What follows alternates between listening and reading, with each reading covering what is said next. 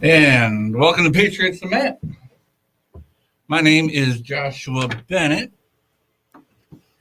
In studio here today, we have Mr. Mike Anderson and Rick Robertson. And you just heard your new USSAKR America USSA national anthem, the communist Soviet anthem. So we just wanted to make sure we played that so they didn't, ban us from YouTube or come and take us away or charge us with some kind of insurrection act. We're one with you, comrades. And welcome to the show, comrades. Thank you, comrade. Thank you, comrade. All right. So while we are in jest somewhat, we at the same time are completely serious. The events surrounding this last Wednesday, you literally have to be dead, I think, to not know what happened anywhere, no matter where you are in the world. Interesting, very interesting. We don't believe, not for one stinking darn second, the official narrative that's being slammed down our throat. This is so much like 9/11, where don't think, we just react. Mm-hmm. Here's in 9/11, what did we get? The fantastic quote unquote Patriot Act, which is the most unpatriotic to the United States Constitution that has ever been enacted in America. Mm-hmm. Sweeping legislation to spy, detain, kill, you name it. So we have, as Mark Levin called it, the shrine. What do you remember his exact words? How dare they invade the shrine of our democracy? Oh yeah, I can't remember exactly what the words were, but it was a religious tone. Yeah, it was a cathedral or something like that. Mm-hmm. I think he called it. The cathedral of our democracy. Yeah, yeah. Which is, that makes a little sense. These people look at their government as their god. It's a religion. It is a religion. And so again, we don't I don't really believe any of the narrative. It's so stinking obvious that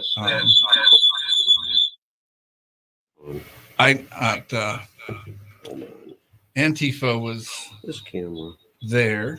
Mhm. I mean, I've seen videos of This is I've seen videos where there's like four or five buses show up, white buses, and everyone that got off was Antifa. And cops opened up the gates for them and let them right into the stinking place. Yeah, They led them. right. And then in the meantime, you saw the Trump supporters are pulling Antifa off the Capitol while they're trying to damage property, bash windows out and all. And so, yeah, and the guards fact leading them up, showing them how to get around the fact that they were leading the Antifa people in is very evident that it was a false flag. And there's one bit of the cop just leading a lethargic guy into the chambers. Yep. It's like he didn't know where he was going, and they're leading him.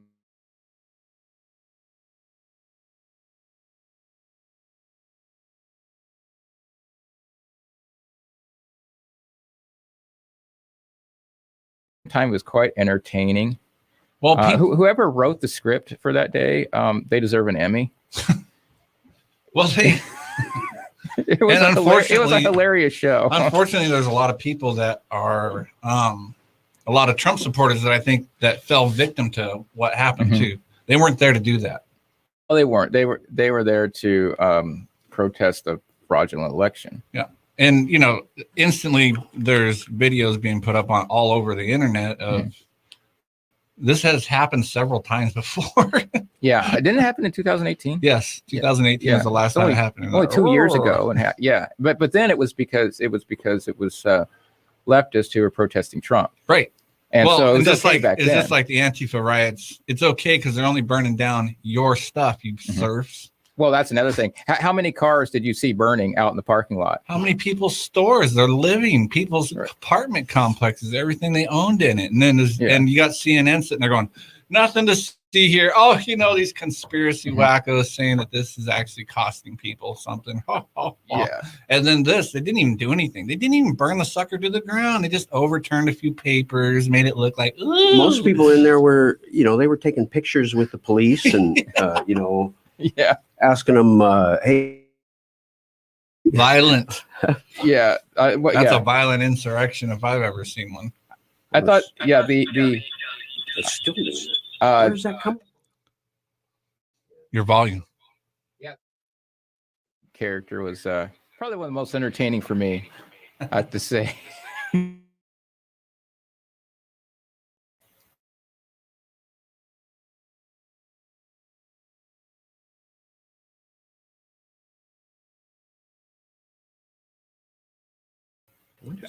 Are upset that their sacred temple was blasphemed. Yeah. And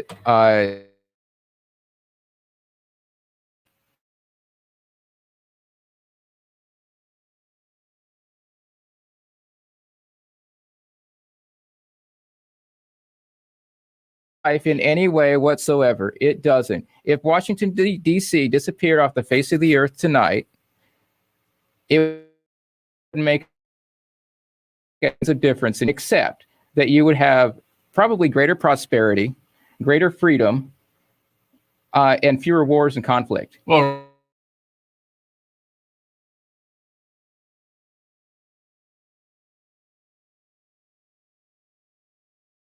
plan that Biden is planning as soon as he gets in. Yeah, that's on top of he wants to give the 2,000, so another $1,400 to get up to the $2,000 bailout of student loans, and then he wants to give all of the municipalities and states money to get out of debt. Like how much? Well, there's $1 trillion in the student debt loan. The student debt is $1 trillion. So talking about $7 trillion or so now. The people are only going to be about 200 billion. Like to get the other 1,600 or $1,400, it's like another 250 billion, 200 something billion. Yeah. But it's $1 trillion to bail out the the kids' loans for the school loans, it's who knows how many billions and billions it is to bail all the states and municipalities. It's got to be in the trillions. How can it not be?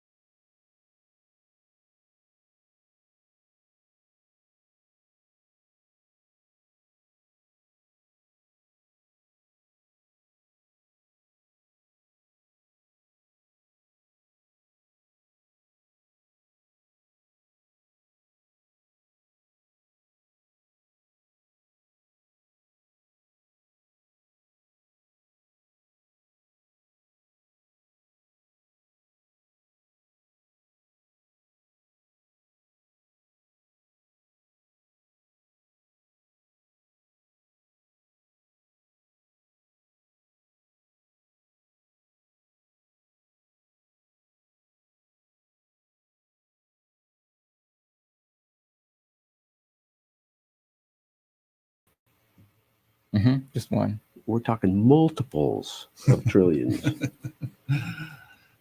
That's right, comrade.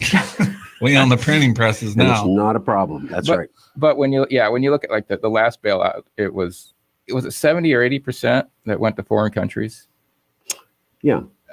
So it's 80, I thought. It's 80%. Yeah, 70 or 80%. Yeah. So it was. A good it's chunk not- more will. I mean, Burisma's got to get paid off, and Burisma. the China people's got to be paid off.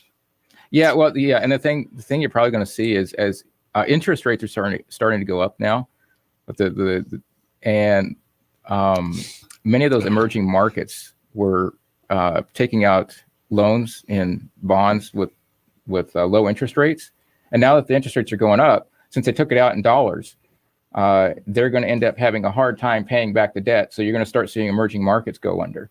And so I wonder if their plan is to use that money to fund emerging markets.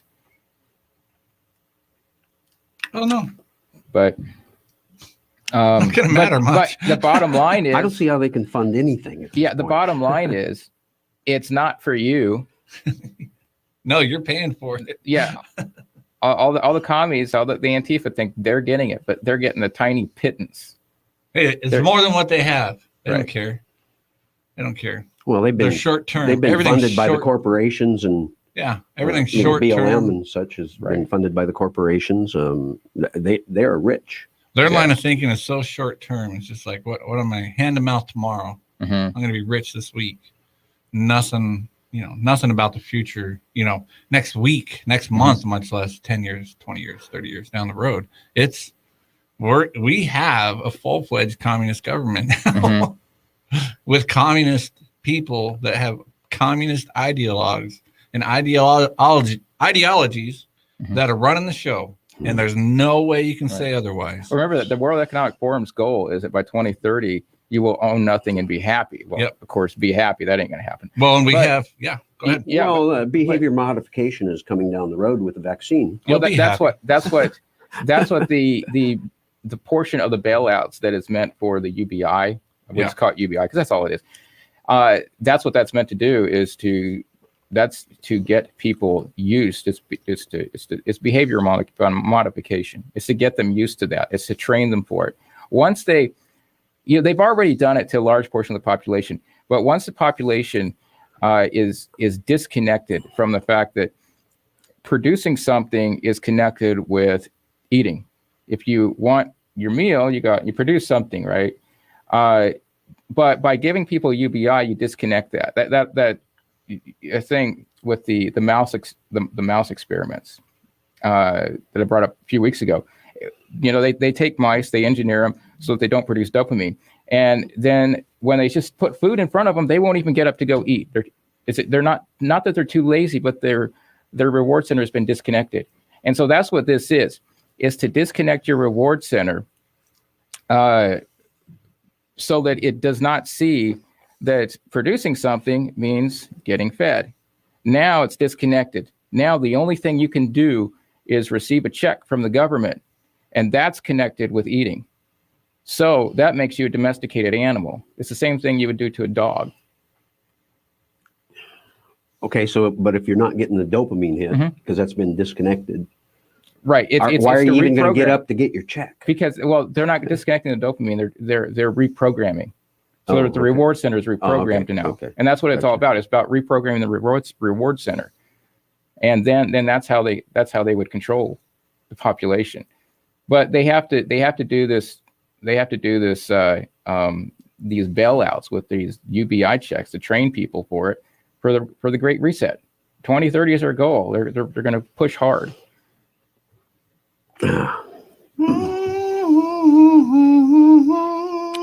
Oh man, I might hear that again. That was bad. But yep, that's how the Bolsheviks always work. I don't want to stand again, Josh. You don't have to stand this. Oh, okay. Just put your fist in the air. I felt obligated. Hey, last week we said Like we a good wanted a comrade. revolution. Well, we got it. Unfortunately, it was a communist revolution. It was. So, what do you guys think? Did this remind you? And it reminds me quite a bit. I want to steer it right back to where we kind of started with the Mhm. the laws that they're the new domestic terrorism law that Biden amazingly already has immediately. Oh, really? He's like, here you go. I just happen to have this in my bag of goodies. That is scary, scary. How many thousands of pages is that? Well, yeah. He's the one that originally wrote the Patriot Act. Mhm. So, Biden? yeah, Oh, I didn't know that yeah, in 1994. in advance. Who Okay. was the Attorney General? What was his name? Bush's Attorney General, the supposed Christian that, Ashcroft? No. Yeah. Was it Yes. Ashcroft? that everyone was in love with. Oh, Mhm. he's a Christian.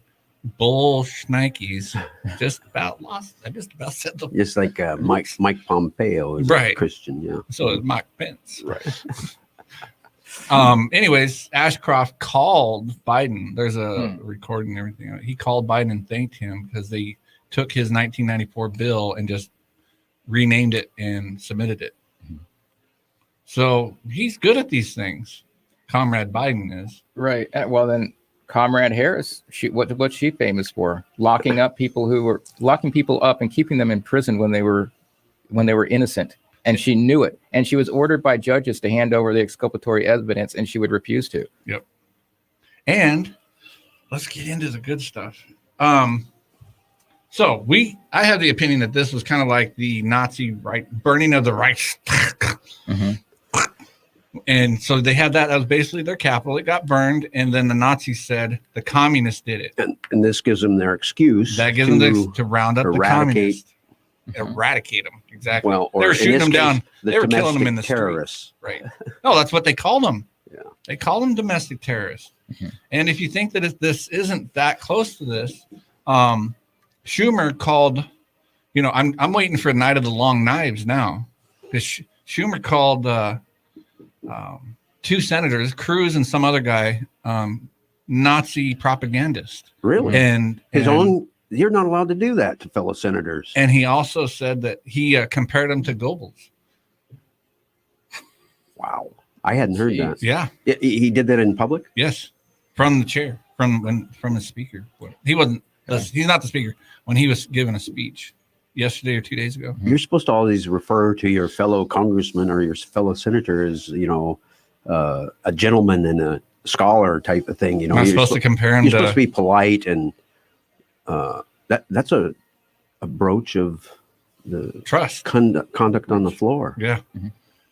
Um, They one of them, slapped back pretty hard and Really? said this was my constitutional right and duty to do. You guys have done it the last 3 elections, so back off.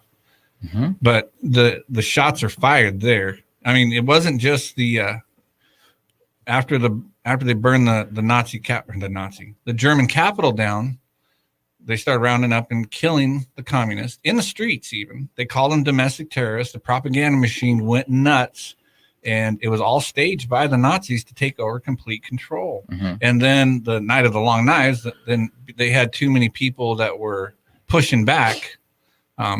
Trumpians, maybe, conservatives, we'll say conservative legislators that were in power in Nazi Germany or became It wasn't Germany. Nazi at Right. that time, but Just yeah. Germany. And one night they all disappeared. They got killed. And Yeah. these people are saying that this was, Schumer also said this is a day that will live in infamy, comparing it to Pearl Harbor. Pearl Mhm. Harbor. Yep. Mhm. Which is You mean a the sham. Capitol attack, Yeah. or the Capitol? They're calling it an insurrection or a coup or a. Maybe he was comparing it to Pearl Harbor because they knew about Pearl Harbor too before it happened. Yeah. Well, Which yeah, is that's documented. true. Yeah, it is. Well, you saw yesterday, Trump was banned from Twitter permanently. So was Flynn. Parler was Removed from the stores. from the app stores, the Apple and Google app stores. I think Google has It's sent him the a Great warning letter. Purge. It is. It is literally the Great Purge. I just heard on the way in that quite a number of, not just Trump, but also conservative voices have been removed as well from Twitter and. Oh yeah, Yeah, it's a mass. It's a mass purge. dump. Yeah, and This is probably our last show on YouTube. what? Who cares? It's a badge of honor. They're a bunch of bullshit. I don't care. Yeah, if we're not banned, then we're doing something wrong. We've We're got try a little harder next week. There's other platforms. There's BitChute. There's a UGE tube. There's Utah Gun Exchange tube. There's plenty of others. So YouTube doesn't matter. But I was telling you about this just right before the show. The Italian connection, right? And you were asking what the proof is. Right. So the Italian connection is that Tongue in cheek. right. Oh, well, no, I'll give you the only evidence I have to prove it, and I think it's pretty compelling.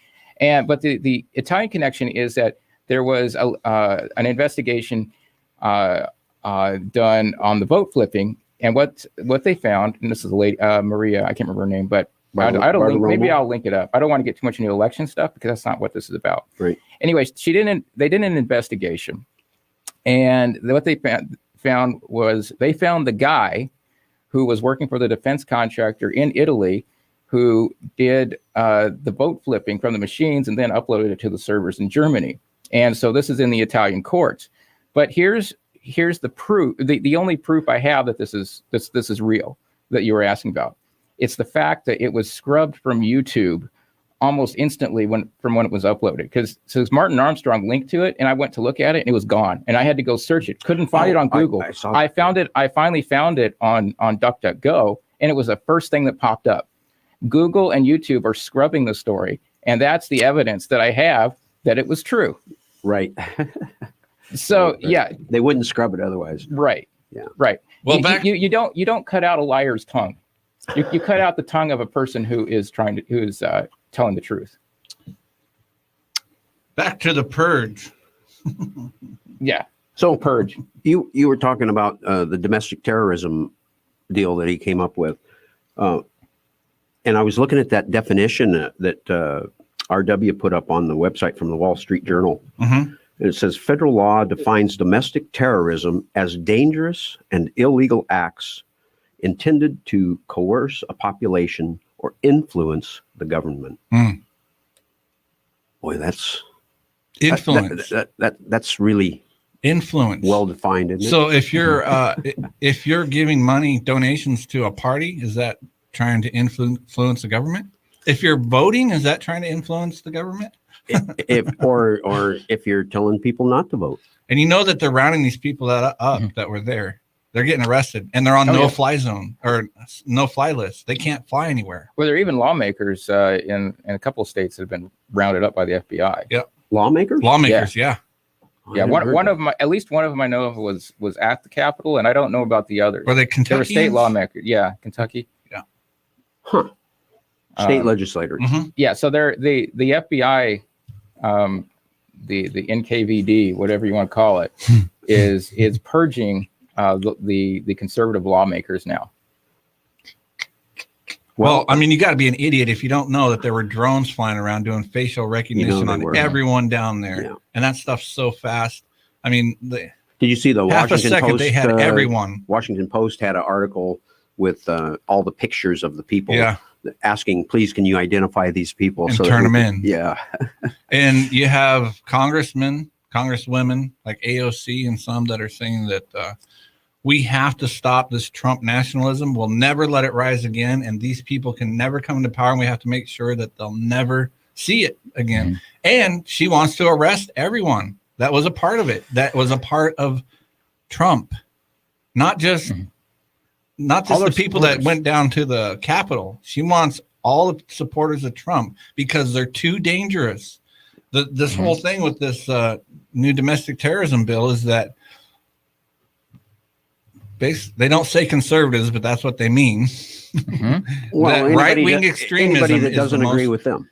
Right-wing extremism is the most dangerous thing that we're facing now. And anybody that doesn't agree with them is a right-wing extremist. Correct. And also the ABC political director made a statement on Twitter that that we need to be cleansed of Trump supporters. Cleansed. Yeah, he used the word cleansed in his statement. Okay, Dr. Mengele. So, and we're not even Trump supporters. We spent 4 years bashing him, but we know a Bolshevik takeover when we see it. Mm-hmm. A what? We know a Bolshevik takeover when we see it. Yeah, and we know the other stuff too, but that's not what I said. The post 9/11 era is over. The single greatest national security threat right now is our internal division, the threat to domestic terrorism, the polarization that threatens our democracy. If we don't reconnect the two Americas, the threats will not have to come from the outside. They'll come from within. Mm-hmm. So what's the easiest way to connect the two divided Americas instead of allowing them to secede from each other, which is really the natural way? That's what we naturally do when we can't get along with someone. We don't say, well, I'm going to go kill that person. That's the wrong. We at the human level think immediately in the individual level, that's wrong. Mm-hmm. But to them, instead of allowing that to happen, they're going to force feed us to get along and to basically subject ourselves to them and their agenda, or you get rid of them. The easiest way to make people get along is if the other side's not there, you get along just fine. That's what gulags are for, comrade. Exactly. All right, we got to hit the break. We'll be right back. This is Patriots In Conversation, KFAR 660 AM Fairbanks. No, they drowned the whole town. 1.5 FM Fairbanks. This is the French Revolution, and they drowned the whole town. Hunkering down in the White House. I'm Joe Giro, Fox News. President Trump is spending the weekend in the White House without the ability of sending messages via Twitter after he was banned from the platform. Some high-profile Republicans are coming to his aid, including former UN Ambassador Nikki Haley, who says silencing people, not to mention the President of the United States, is what happens in China, not our country. #unbelievable. Other conservatives blasting Twitter for allowing other users to continue tweeting, including Iran's supreme leader, Ayatollah Khamenei, who has made threats toward Israel and other dangerous rhetoric on his page. Back in Washington, House Speaker Nancy Pelosi is moving forward with a second impeachment of the president, hoping to introduce articles as soon as next week. Fox's David Spont. Some lawmakers believe the best thing President Trump could do is step down before the end of his term this month. Maryland Democratic Senator Ben Cardin says there's also concern about what he might do if he doesn't leave. You never know with this president what he's going to do from day to day. We don't have his he's not on Twitter any longer. We don't know how he's going to respond during these last few days. Recognizing his presidency is coming to an end, he has tremendous power, including the power as commander-in-chief. So he's unhinged. So we are concerned about what he will do during these last few days. Cardin tells Fox's Neil Cavuto it would be nearly impossible for the Senate to conclude an impeachment trial before the end of the president's term. Pope Francis today spoke out against the attack on the U.S. Capitol, saying he was astonished by it and that people working against democracy must be condemned, whomever they are. Debris found by Indonesian fishermen is being examined to see if it belongs to a passenger jet that disappeared shortly after takeoff from Jakarta. That plane was carrying 62 people. America is listening to Fox News. Hi, folks. Ralph Seekins Ford Lincoln. Here's the deal. We're down to 150 brand new 2020 Ford and Lincoln cars, trucks, and SUVs. Believe me, Ford wants them gone. So do we. All of them. Now. so they're all priced to go. Low as 0% financing, huge discounts, add Ford Cash, and you save as much as $5,000, $7,000, $10,000 or more. Get America's best-selling brand at what could be the best new vehicle deal of your lifetime right now, right here at Seekins Ford Lincoln, and I'll see you here. Hi, this is Dr. Amy Cyberlick here to tell you about Health Talk. Every Saturday at noon, join Dr. Scott Looper from White Spruce Medical and special guests like me who have our fingers on the pulse of Fairbanks Golden Heart. Learn about a wide range of topics and pick up some beneficial health tips and practical health information pertinent to interior Alaskans. Listen live every Saturday at noon or online anytime at kfarradio.com. Health Talk with Dr. Looper, brought to you by White Spruce Medical. Check us out at whitesprucemedical.com.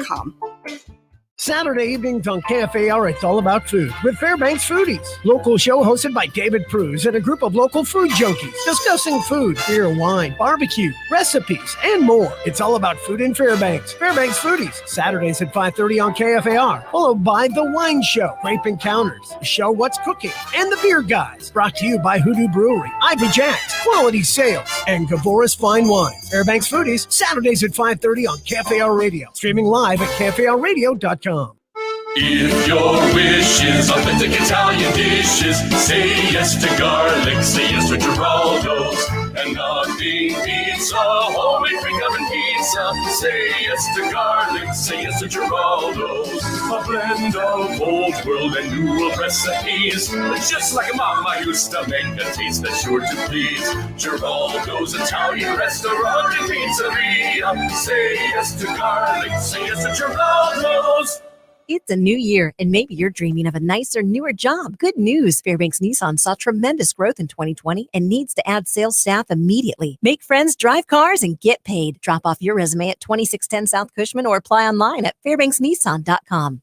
Hi, this is Mike Hajdukovic from Trax Outdoor Center, inviting you to join me every Saturday at 12:30 right here at KFAR for the Trax Outdoor Show, where we'll chat about everything to do with the great outdoors in Alaska, from cross-country skiing, fat bikes to paddleboarding, kayaking, water skiing, and yoga. We cover it all with great guests and fun topics. That's the Trax Outdoor Show with me, Mike Hajdukovic, Saturday, right here, 12:30 on KFAR Radio, right after Health Talk, and streaming live at KFARradio.com. Phones, social media, you've kept up with the times. If you can do that, you can definitely save for retirement. Go to aceyourretirement.org, and in just 3 minutes, you'll get free tips to help boost your retirement savings. That's aceyourretirement.org. A message from AARP and the Ad Council.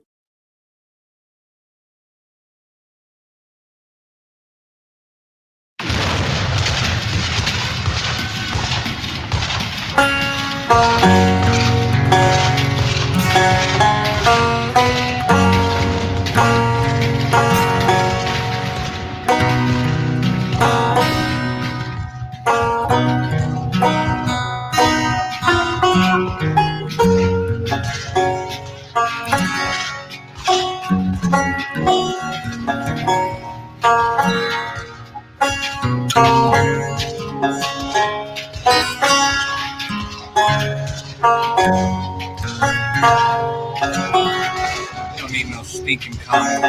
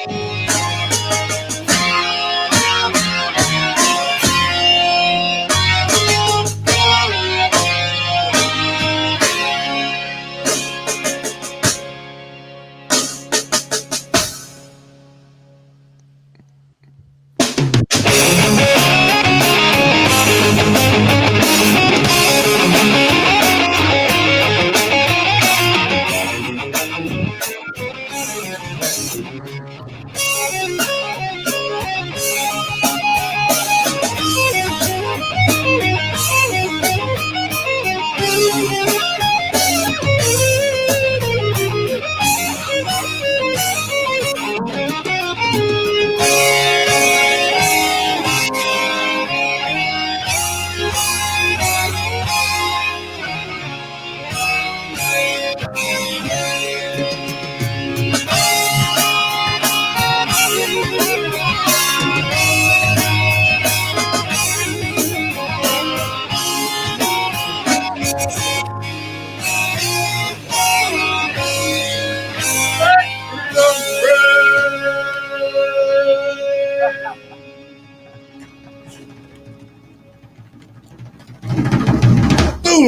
Welcome back to Patriot Lament. You don't need no commie revolution around here. Nope, not gonna put up with it. Too bad, you dirty rat communist. Morca. And I'm not talking about Morca government. They can burn to the ground, but people are worth saving. Our country's a beautiful thing. Yep. Our government, not so much. Especially right now. I am not joking when I really think it's a communist government. And it'll bear out. Sorry. I would like to listen to that. So I think we got Mr. David Giesel on. Are you there, David? Yeah, this is working. Oh, yeah, right on. And let's see if we got Jim. Jim, are you able to talk? Or just type? I don't know. Anyways, David, please go ahead with some thoughts that you have. We've been basically talking about the communist takeover this last week and the seeming light at the moment purge of conservative folks. What are your thoughts on I don't know. One of my thoughts for a while has been to just let people, give people what they're asking for, not what they want. What they want is a bunch of free stuff, basically. But what they're asking for is the responsibility that comes with, I guess, being in charge. It's like if somebody was talking to some friends of mine about, imagine you have a place that you're renting or something like that, and your renters decide to stop paying rent. You can get into a big conflict and try to kick them out, or you can just, stop paying the utilities. The power goes off, the heat stops, the water stops. They're not going to stay there that long after that. Mm-hmm. And one thing that's been really good about 2020 is a lot of people have left the cities where, the cities are where these revolutions all form, because nobody who lives in the country would ever try to live off the output of others. Not nobody, but it's much rarer in the country, so to speak. That's why they're out there. That's why they're, exactly, right. So 2020 was a great opportunity for people who disagree with, being a parasite, to leave cities. And if you haven't yet, now's a good time. So you can actually just you can just say, hey, you know what? Go for it. You do whatever you want here. And they can get what they say they want. They can try to live off of each other. And I think that doesn't last very long. That's a really short-term thing. Yeah, it is. And the problem is then they come looking for the people that are out in the country. Maybe. The thing that I don't like about it is that they're not content with just, which is usually how it is with power. They're not content with what they have. They're not content with the people that support them. They want you to support them. And by golly, they'll help you learn how to support them. So I think that's true. With, moving out of cities is a good, really smart, good step. At least something smaller. Get out of the giant places. From what I understand, they're doing that like crazy right now. Yes, they are. Out of California, out of New York, apparently. Yeah, and fleeing to the formerly red states. Yeah. Mm-hmm.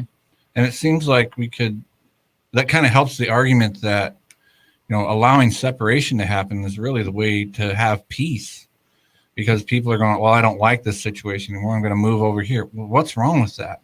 You know, instead of saying we have a divided nation and we're going to force it to come together, we have a divided nation. Let's go our separate ways. Let's have a clean divorce here. Well, I've also heard the other argument is like put up a wall between California and the rest of the country, you know, to keep them from immigration policies.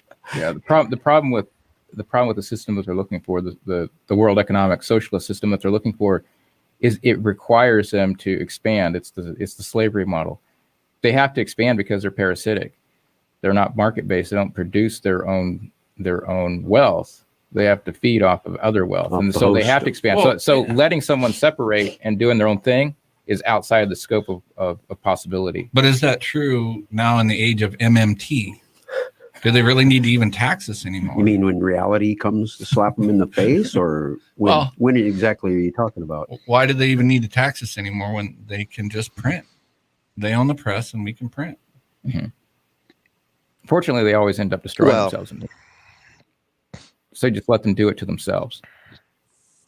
Go ahead. Yeah, I think letting them do it to themselves is totally the way to go. The other thing that's cool about 2020 is that there are like 3 states out of 50 or something like that, maybe 4 or 5 that aren't run by like absolutely pathetic populist loser governors. Alaska is not one of those 3 or 4, but there are 3 or 4 out of the 50. Florida being one of them, South Dakota, you know, is one of them, and that was great because there was actually some federalism going on. Yep. And so that was really cool. And the feds, I think in particular, the people who were clamoring for Trump to do a lockdown or something, he can't even do that. There's no way he can do that, and Sleepy Joe can't either. And everybody got to find out how how powerful governors are. And in Alaska, we got to see how pathetic a governor can be. But in a couple other states, they got to see, how authoritarian a governor can be in a really negative way, like in New York and California. But then in, Florida and South Dakota, they got to have a benevolent dictator. And I think that would be a real possibility if you have people moving, if people are willing to move from places that are awful to places that are less awful. And the feds start doing a bunch of weird stuff. There's a real possibility without any separation, legally speaking, I think, for governors to say, you know what, we're not going to enforce those laws in this state. Yep. That's how the marijuana thing started. And have a populace to back it up, especially with the people moving. Exactly, because you don't need much. If your state is 55-45 one way, that's a large majority within that state. And then if a few people move this way and a few people move that way, it doesn't take long until you're at 60-40, 70-30. This is how balkanization happens. And balkanization is great, long overdue in America. The first attempt at it was in 1860 or thereabouts. Yep. Mm-hmm. So and that if that had happened about that, yeah. So Biden has admitted that he doesn't have the power to enforce a lockdown federally with an executive order, but he said he was going to go after governors and even down to the level of mayors to coerce them or convince them, bribe them, argumentation, or bribing. Well, I'm sure some of this money to get this done. So, even though he may not have that power to do that, he's going to push it from, the media is going to push it.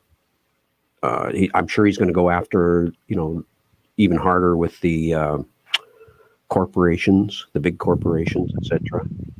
So I guess, what's the difference?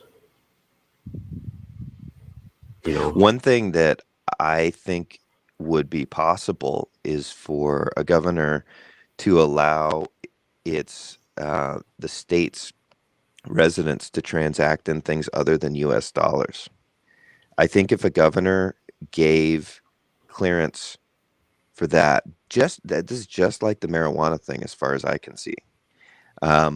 If a governor said, we're going to allow businesses in our state to transact in Bitcoin or something like that, and we're going to recognize their right to do so, and we're not going to allow federal agents in to to ruin the party, so to speak. That sort of thing would be huge, because and this won't happen until inflation is totally game on, which is probably a year or two away still. That sort of thing would make all the difference, because then who cares if the feds destroy the dollar, or if they're able to snooker a couple mayors into taking dirty money? Who cares? Everybody else is kind of playing a different game anyway. And a governor could do something like that. Yes. Yep. Absolutely. When the feds come into a state, don't have high hopes for that here. But. No, I have extremely low hopes for it. It's Alaskans in general. Alaskans are voting for whoever's going to give them the most money.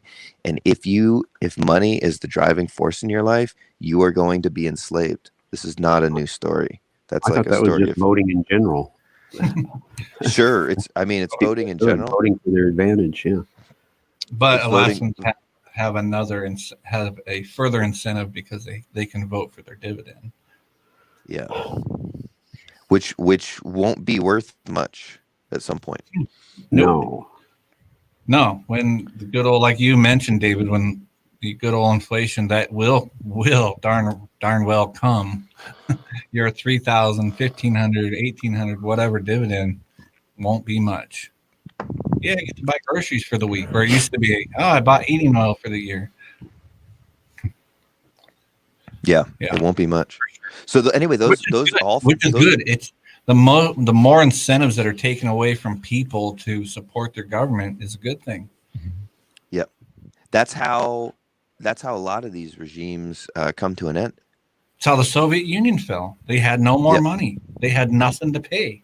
Their soldiers were like, "We're going home. See ya." Cops said, "We're going home. See ya." And done. Dunsky, as they would have said over there, because they're Russians. They were done. And that's ultimately that sort of ideology, that sort of government, if it can be called that, that's the ultimate end road for it, is collapse and failure. Unfortunately, in past instances that we have, historical instances with the Soviet Union and Mao's China, a lot of people starve, die, whatever, eradicated along the way. A lot of people, which doesn't mean that has to happen here. I don't think that's not going to be tomorrow's debate. Next week we're not going to come on here, I don't think, and say, anyone disappear in your family this week? But the steps that they are taking are quite similar to ones that have been taken historically in the past that did lead to those things. And, I still think Biden himself is a opportunist and a corporatist Maximus. For 47 years, he's been that way. It's why he's a multimillionaire. And he wants to, like any politician, the worst rise to the top, and they're going to fill their own pockets. You think Trump's not going to gain from this when he leaves office? He will. He'll take advantage of the 75 million votes he got. Guaranteed. He won't let that pass. Well, they've been talking about that Biden's only going to be temporary, by lucky to get his first 100 days in before he's retired. Yeah. And he even says it. Wow. Yeah. Well, the thing is, like you said, he's got 47 years in. He's an old dog in the fight, and he knows how to fight, and more so than the vice president. Absolutely. To be, you know, I think they want her in power ultimately, but he may not go I don't think he's going to go tonight. I don't think he's going to go as quietly as they like to think. He's been wanting this for a long time. Yeah. For sure. And he knows how Washington works better than pretty much anybody. Yeah. So kind of, I think we can say that half the equation has been eradicated. So we're back to a one-party system again. For sure, we're in a one-party system now. The facade that we had a two-party system, which we know hasn't been true for quite some time, out the door. And now people are starting to wake up to that fact. Yeah, there's nothing wrong with that. You know, when they see the fraud committed right in front of them, and it's totally ignored. You were talking about Mark Levin and what he was saying about our cathedral, or the Capitol being the cathedral of democracy. And he was also talking about how disgusting this was. We're a nation of laws, and we must obey the law. And it's like, dude, our justice system is a joke. Yeah. Our Congress is a joke. Well, when it first happened, I text, I don't, it's either you guys or my sons or somebody that, well, we know that it's actually not Republicans doing this because Republicans never break the law.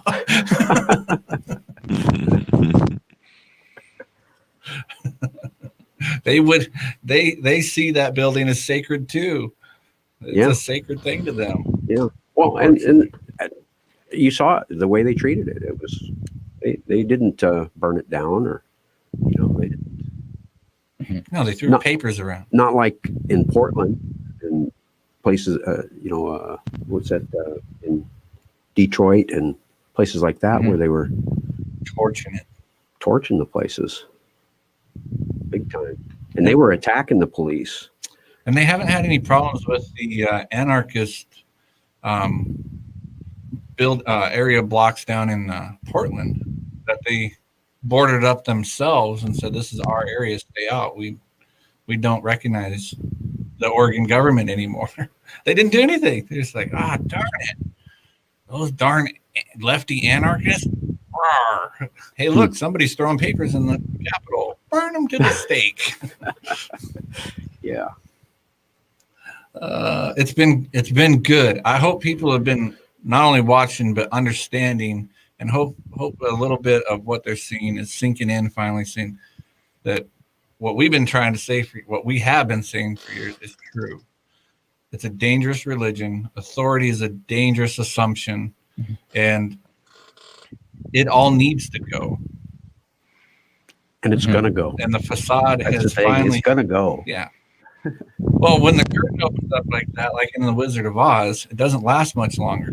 Pay no attention. Well, how can you not pay attention anymore? That's one of the things that's been so great about this whole last week is that it's an amazing, eye-opening event for so many people. That we've been preaching it for years and years, and there's still, in the idea that, we got to replace it with the right people or whatever. But they're of the mind now that, I don't think any of them will ever vote again with the idea on Tuesday when they had that Senate. When they had that Senate vote and they quit counting again. They're like, oh yeah, we're gonna have to quit counting because we don't know. And the guys ahead, the Republicans ahead, they come back and he lost. Could you see? I didn't see that one coming. Could you see in the Continental Congress or whatever, John Adams and George Washington cowering behind their seats? The crowd is coming with their mask run. No, in fact. Old George probably would have pulled his sword out and said, let's go. Yeah, well, because what was his mounted guard his personal guard that he always kept with him? There was like 50 or 100, personal. He took care of himself. His personal army. Yeah, these are the people that send your kids to war. Very good point. Very good point. So, these are the people that sent the people who went into the Capitol to war. Yeah. Some of them. Well, it's good. There are a lot of good things like you're pointing out, David, and I think one of them is finally, there's still a lot of people, but the illegitimacy of the state has bared its ugly fangs. They are illegitimate.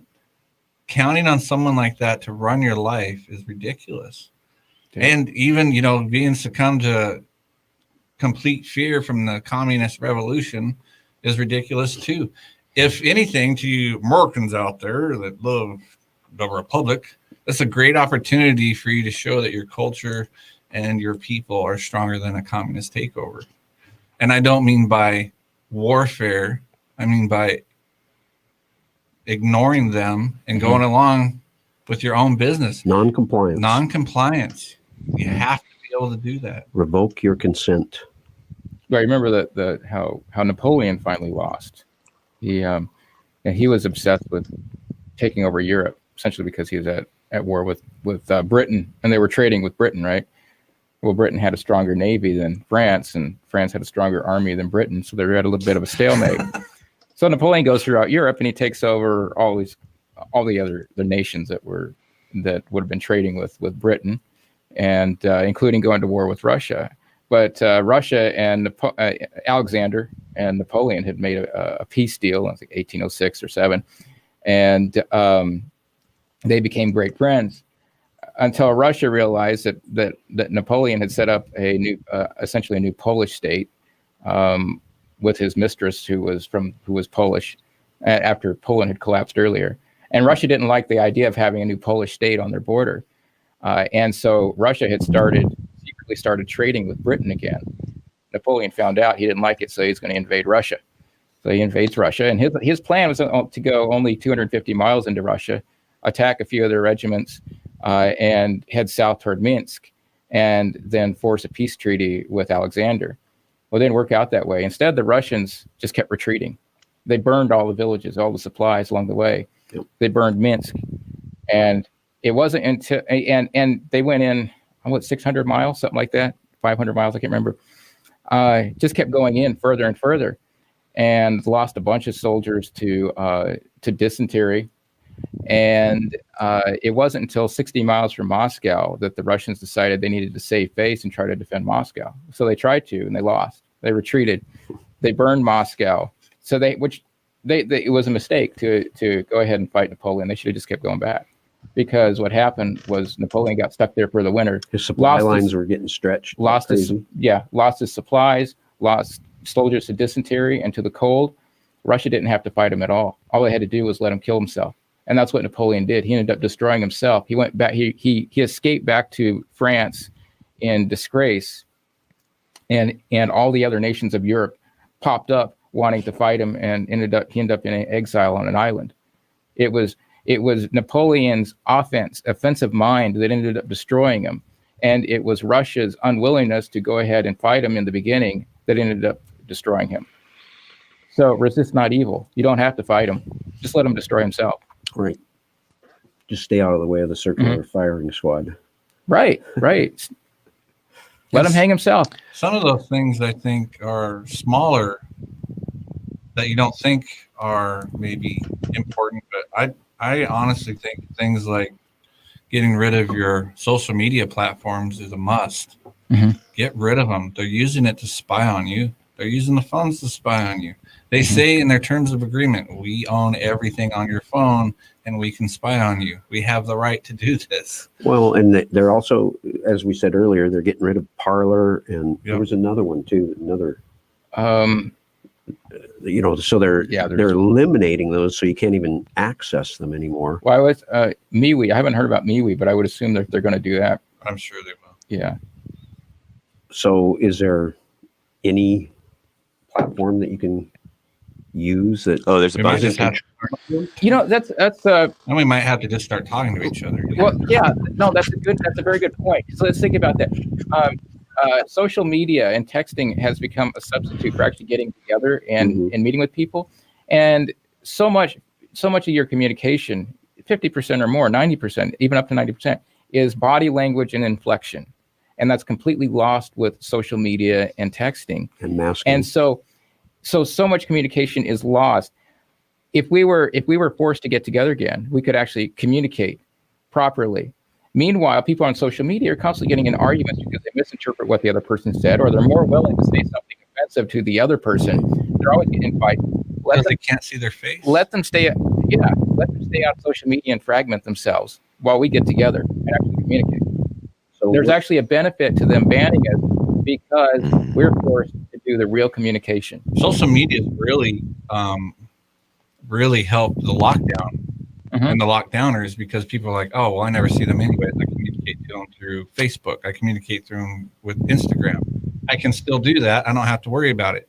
To a certain extent, it helps them having those platforms and people being so easy to use them. Dave, there are other ones. Would you talk about that? And then also, I want to hype the phone like crazy, man, because I think it's important. I think Mike's point's really good. I think Mike's point's excellent. You know, some of my I'll mention the phone here in a second. Some of my friends in Canada, in particular, Ontario, is getting pretty dumb. They're even talking about doing curfews there because, you know, the virus really gets active at night, as we all know. But they've been asking how things are going and how things are here. And one of the funny things here is a lot of us, you know, in particular, and types of people who listen to the show, enjoy the show, are a little bit of the locked up in our cabins out in the woods type orientation, and generally less social than average. And it's been funny because since it's become basically a crime to get together, the less social people have been very intentional about getting together in person, and the really social people have been really intentional about, you know, hiding from each other. And it's been really neat to see the community of people who are sort of actually prepared for this time really come together this year. You know, we haven't met up as much since 2008. Yeah, no joke. And it's been great. I've met with people I haven't seen in years. Yeah, it's been awesome. So I think Mike's totally nailed it there. But yeah, there are a bunch of regarding platforms and technology. My company is making, we're taking regular old Android phones, like 3-4 years old, and we are putting a version of Android that's had all of the Google stripped out of it on the phones, and basically giving them a clean wipe, making sure that the screens work, the batteries are good, etc., and then reselling them. And the OS is called Lineage OS, and it has its own app store called the F-Droid Store, and the guys who administer the store are extremely security focused, kind of Asperger's spectrum type guys who are really they're very intentional on what goes on the store and what doesn't. It's not just, oh, that would be nice to have. It's like, well, that would be nice to have, but is the developer trustworthy? Have we reviewed the source code? Does it report user information to Google or the NSA or any of these places? So there's a lot of apps that aren't on the store, but the ones that are like kind of pre-screened for really good security. And so I've mentioned this to a few people. We've made like 4 or 5 of these phones so far, and we have another 5 or 10 in the queue. And we're intending on just having a web store where you can just buy these things, and they're like functional smartphone, big screen, touch screen, good camera, and there are a whole series of different messaging apps and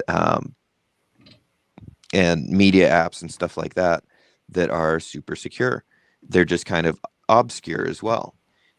So within a friend group of people who actually know each other, it's really easy to get everybody on the same app to communicate. But you're not going to just, your random friend 12 states away isn't going to have the same app. But that might be a good thing because you're only going to use it with people you actually know. The other really cool thing is yesterday when this big purge was happening, I've only mentioned this to, 10 or 15 people. But yesterday I started getting messages from people who I hadn't even directly mentioned it to, like friends of friends. And they're like, hey, where can I get 2 of those phones? And my wife started getting messages from her friends like, hey, we want to get like 3 of those phones. My husband and I want one for our daughter.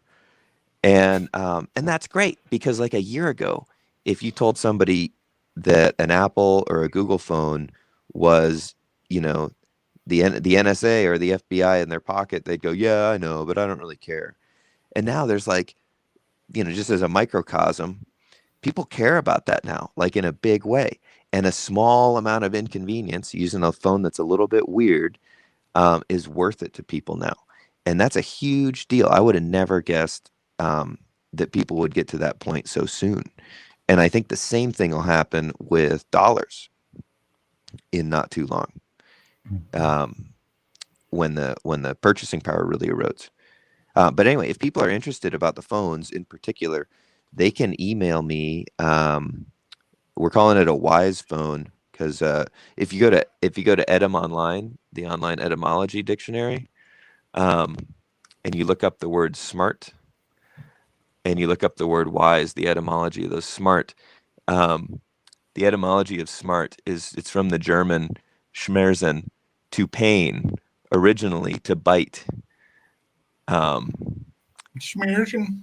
Yes, and so it's etymology comes from pain, and even the English from smeart, painful, severe, stinging, causing a sharp pain. It's a pretty accurate description of a smartphone.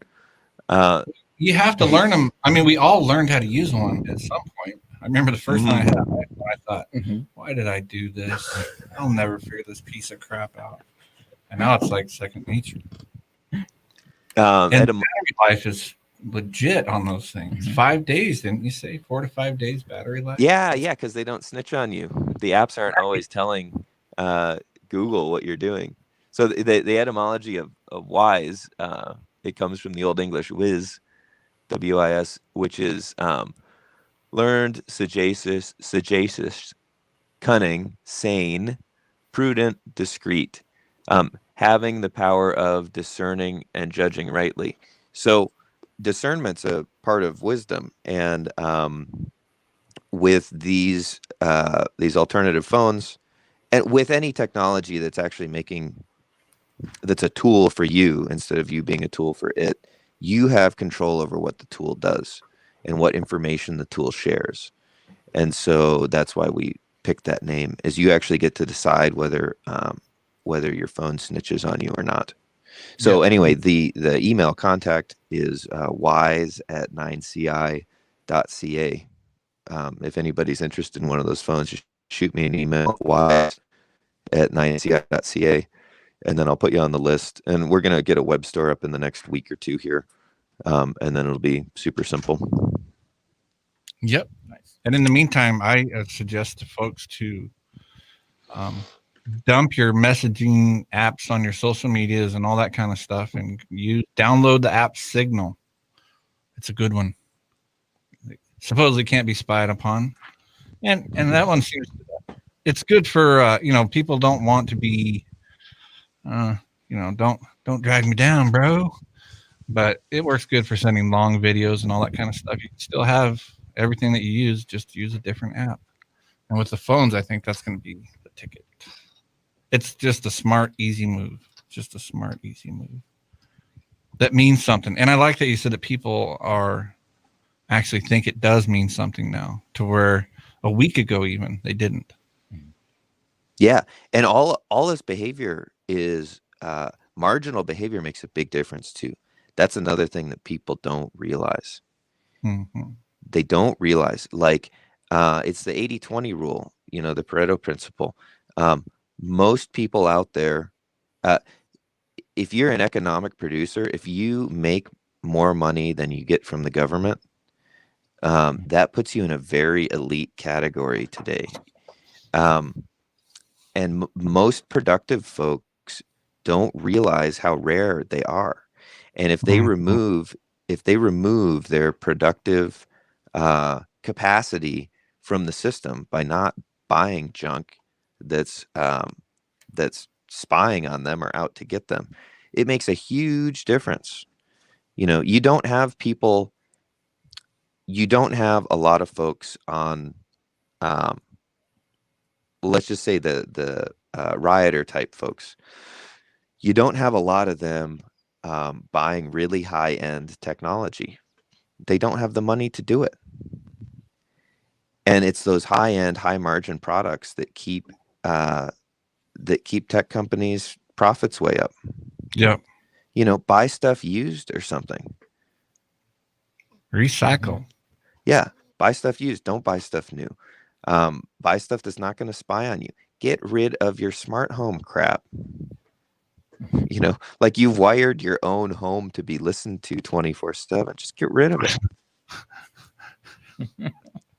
Well, guys, we got some folks that have been hanging on the line for a while, so let's tap into those. You can join us at 907-458-8255. Hello, caller, you're up first.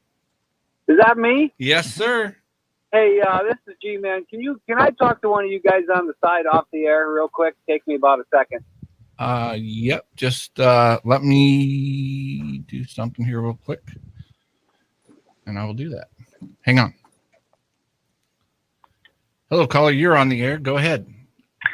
Oh, excuse me. Is that on me? Yep, you got me right when I took a drink of my coffee. Excuse me.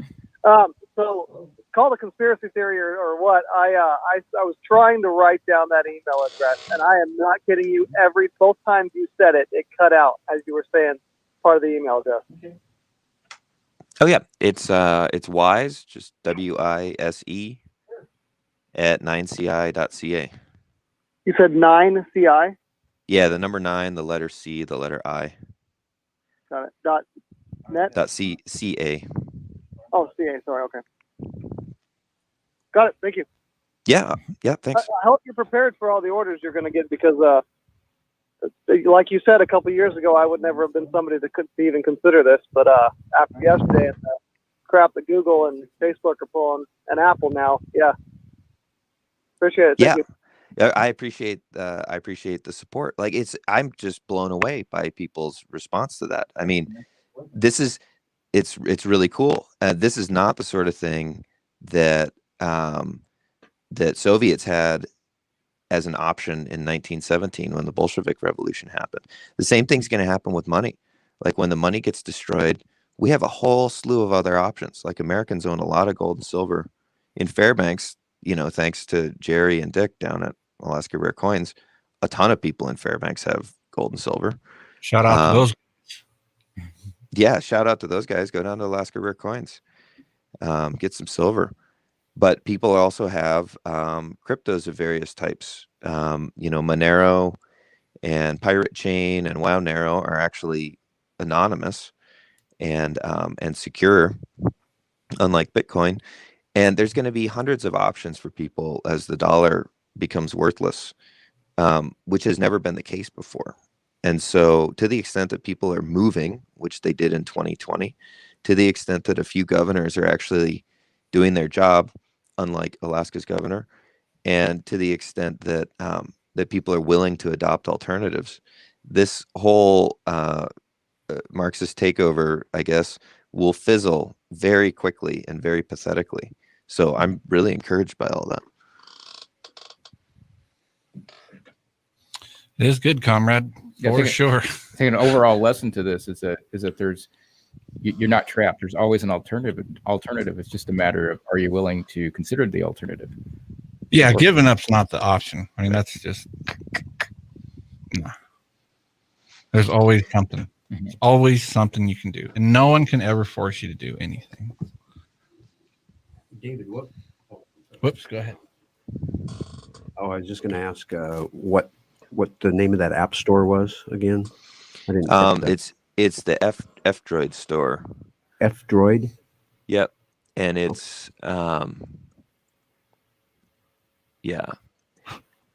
you don't have to log in or anything. It's just it's part of, if you have Lineage OS on your phone, it's kind of the default app store, and there's no Google login or any of that required.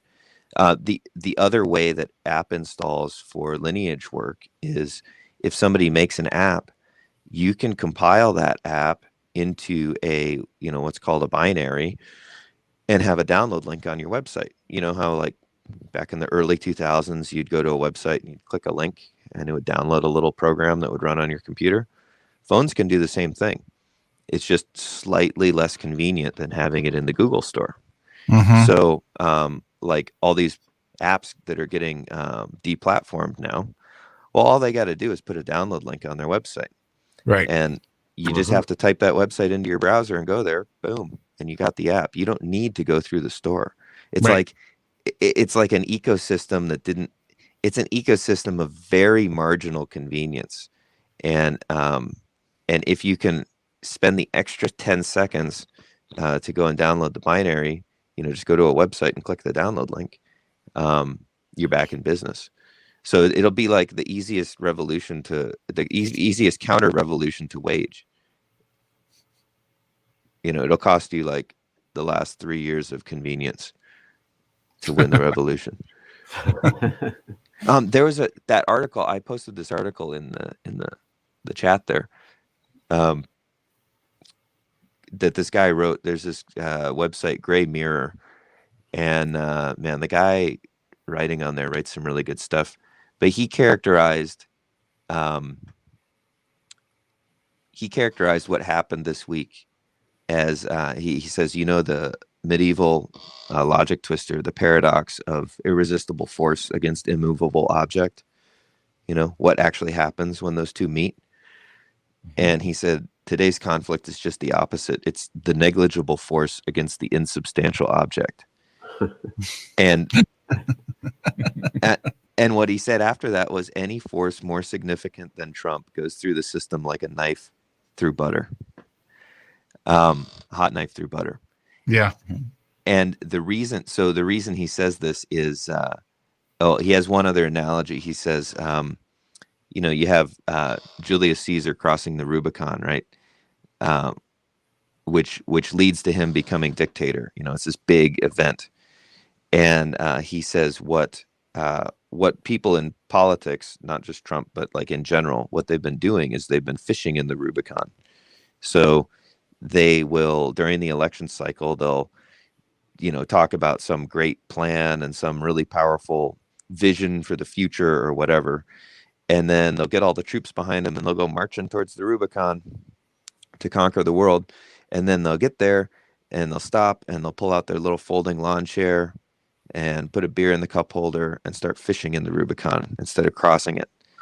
Because there's a lot of tasty fish there and you could just have a fish fry instead of actually doing what you said you were going to do.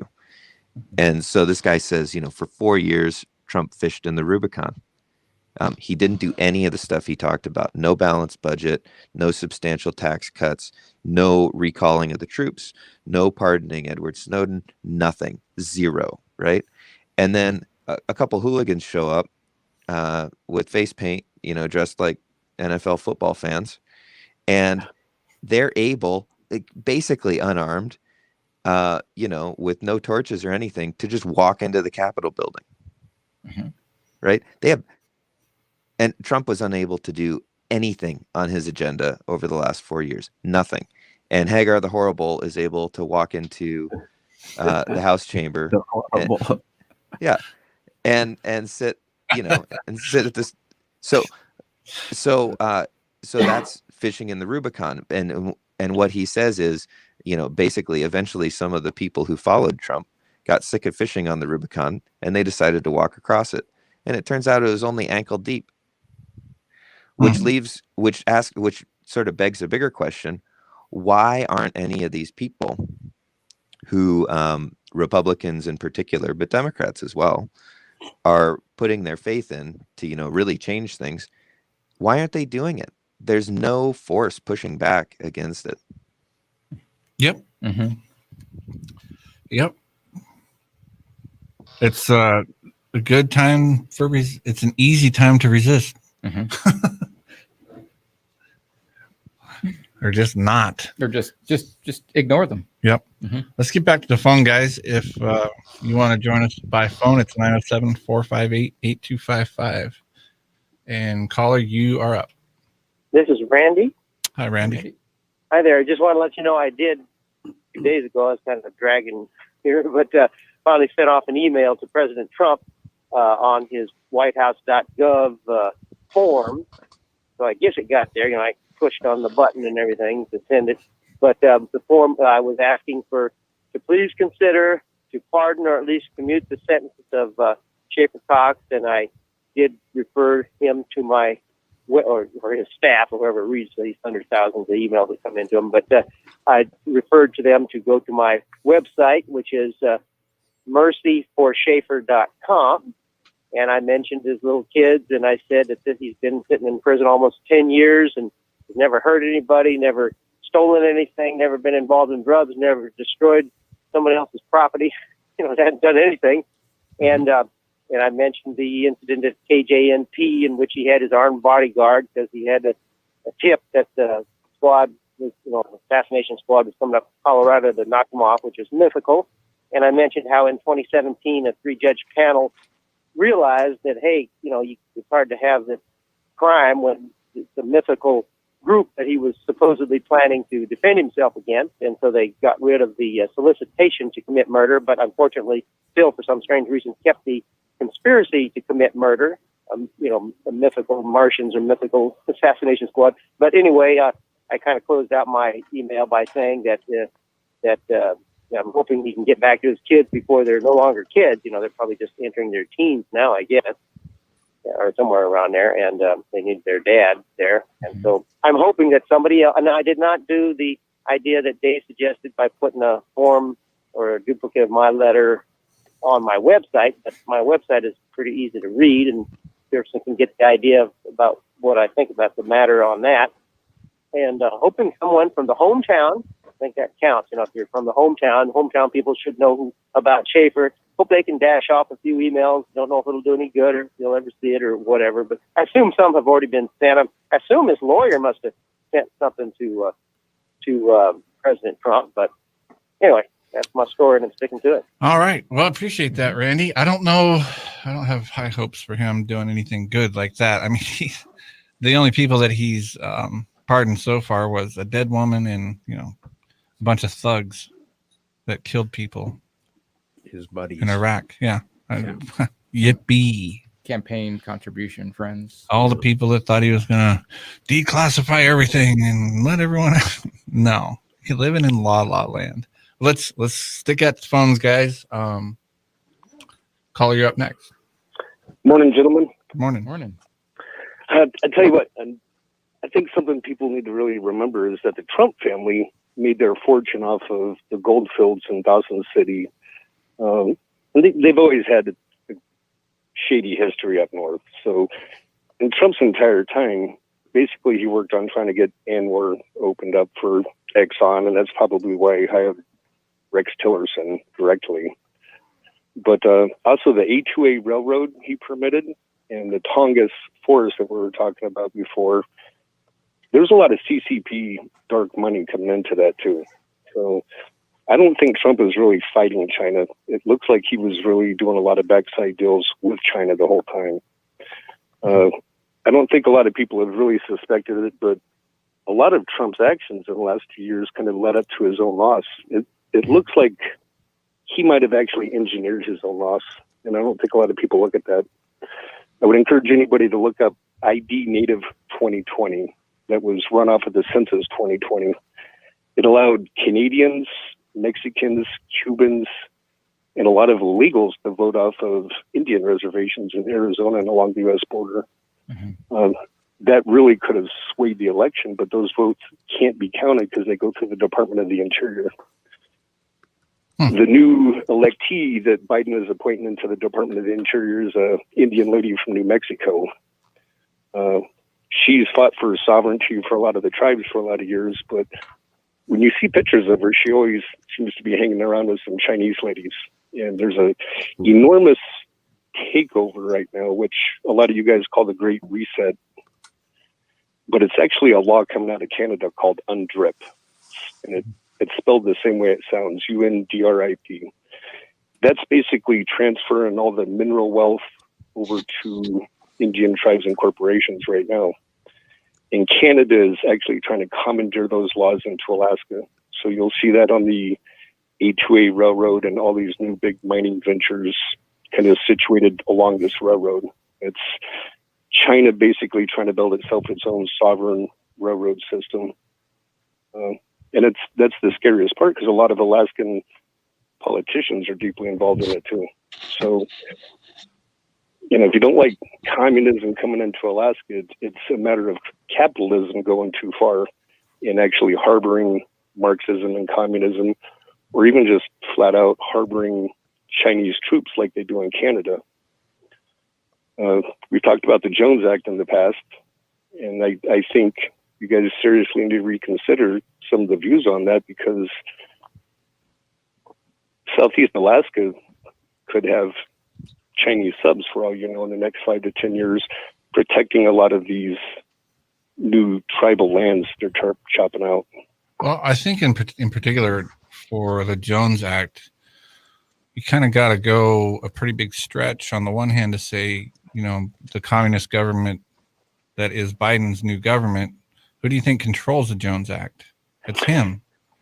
I mean, the Jones Act isn't independent of the government that's in place. So I don't think that really makes a complete amount of sense. Because if he's bringing them in, then the Jones Act isn't going to stop it. We need, in my opinion, it to be opened up to trade. Trade needs to be open up and free. It needs to be competitive. Yeah. And foreign ships can still come to Alaska. It's just that you can't use the foreign ships to ship from Alaska to the lower 48 or from the lower 48 to Alaska. Correct. It has to be U.S. staffed, U.S. built, all that stuff. It was an economic package. It was partly disguised as a defense package, but it had nothing to do with defense. But well, what are the chances of having casino ships traveling between British Columbia and Alaska within the next few years? Wouldn't doubt it. So, and I was looking up this DRIP. It was a UN resolution, the Declaration of Rights of the Indigenous Peoples of 2007. And it actually just got passed this year. Yeah, but a lot of the big, large Canadian mining companies are actually Canada's brought it in. They're forcing it into Alaska too, which is kind of commandeering the laws. And you see that a lot with A2A Railroad, that they made deals with the indigenous corporations before even approaching anybody else. I gotta let you go, friend.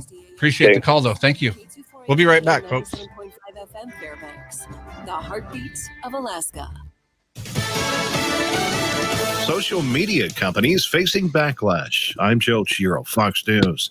The ACLU is speaking out after those companies cracked down on President Trump's accounts. In a statement, ACLU's senior legislative counsel, Kate Ruane, writing, "This should concern everyone when companies like Facebook and Twitter wield the unchecked power to remove people from platforms that have become indispensable for the speech of billions, especially when political realities make those decisions easier.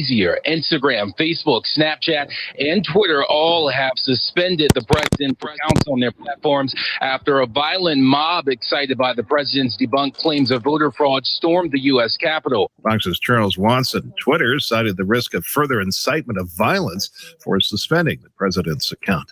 Democrats are hoping to introduce articles of impeachment as early as Monday. Speaker Pelosi and others plan to send an article called Incitement of Insurrection. Pelosi says she'll move forward with impeachment if 1, the president doesn't resign, or 2, the vice president decides not to invoke the 25th Amendment to bring the cabinet on board to remove the president from office. Those 2 scenarios, sources tell Fox News, are likely not going to happen. Fox's David Spunch. Some lawmakers believe the best thing the president could do is step down. A passenger jet in Indonesia went missing just minutes after taking off. Fox's Ryan Chilcote reports. Traffic controllers lost contact with that Boeing 737-500 with its 62 people on board just 4 minutes after it took off from Jakarta for what was supposed to be a very routine 90-minute long flight. Air traffic controllers say they had just been speaking with the pilot and he had just requested permission to continue his ascent. Fishermen were the first to find debris from the plane. America is listening to Fox News. Roundup Steakhouse and Saloon brings you Prohibition on Cancer with proceeds benefiting St. Jude's Children's Hospital. This Saturday, 7 p.m., a Roaring 20s theme. Break out those flapper dresses and zoot suits for a fun evening. Tickets $35 a person or $60 per couple. With live music by Siblings and Outlaws, wine tasting with K&L distributors, silent and live auctions, dancing, and the Roaring 20s theme. 7 p.m. Saturday night at the Roundup. Sponsored by the Great Alaska Tree Company, Linden Transport, Highlander Transport, Pearson Auto, and Alaska West Express. Who believe this? The Find Out Free Pregnancy Center provides free, confidential pregnancy tests to any woman in need, but they offer so much more to women, men, and families. By participating in one-on-one parenting classes selected by you, you can take advantage of Earn While You Learn, earning valuable credit to spend on children's items and clothing in Maria's Boutique. The Find Out Free Pregnancy Center, call 907-455-8255 or visit online at yndOutFree.com. FindOutFree.com. Longer days and warmer temperatures. It's not surprising that Alaskans are really looking forward to outdoor summer activities on the water, in your boat, personal watercraft, hitting the trails on your bike or ATV. Alaska offers something for everyone. Accidents sometimes happen. If you have been injured, the attorneys at Berglund and Doxy are here to discuss your options for fair injury compensation. Contact Berglund and Doxy for a free consultation by calling them at 456-4020. You can also contact them online at berglunddoxy.com. Consultations by telephone and video conference are available. This is David Pruse. I teach the only state of Alaska real estate pre-licensing course based in Fairbanks that has in-class training.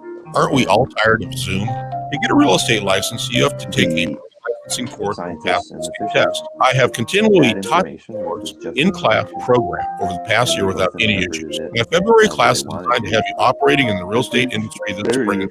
Give me, David Pruse, a call at 479-7000. That's 479-7000 to start your real estate career. Every time you navigate an icy street or drive a snowy highway, you'll love your Bridgestone Blizzak snow tires even more. Get a grip on winter with positive acceleration, controlled turning, and braking. Be in control of Alaska's winter driving conditions with the studdless Bridgestone Blizzak snow tire. Buy your set today at GCR, the Tire Guide. You'll see why Blizzak is one of the most imitated tires on the market today. GCR Tires and Service, the Tire Guys, taming the Alaska Road. Van Hornet Cushman. That's already making Ice fishing. It's a heck of a lot of fun if you're prepared. So visit Frontier Outfitters. Everything you need, from rods and tackle to augers, a wide variety of snowshoes, and of course the right winter clothes. Frontier Outfitters has your license, your guns, your ammo as well. And downstairs, Century Hardware has snow machines, ATV accessories, plus the best selection of nuts, bolts, and fasteners you'll find anywhere in town. Visit Frontier Outfitters and Century Hardware in the Devora Mall.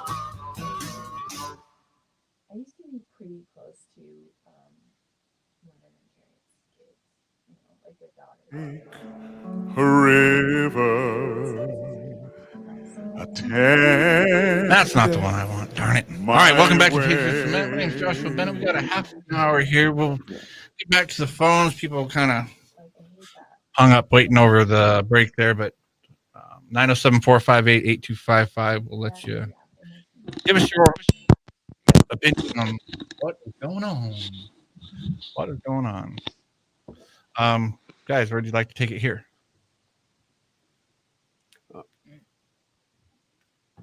Silence. Come on, folks, call back.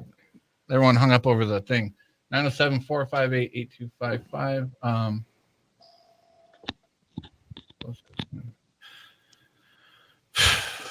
don't know. It's going to be interesting. It's not.